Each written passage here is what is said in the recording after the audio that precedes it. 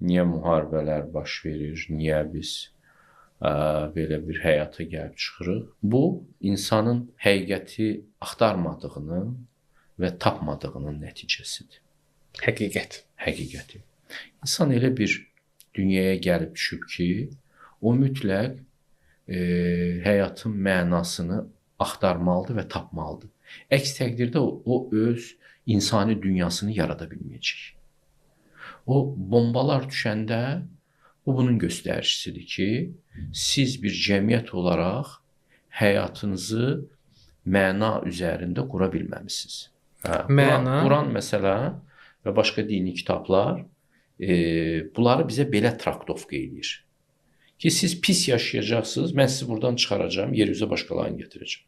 Və sizin başınıza böyük sınaqlar gələndə anlayın ki, nələrsə demək düz eləmirsiniz siz. O nələr nədir?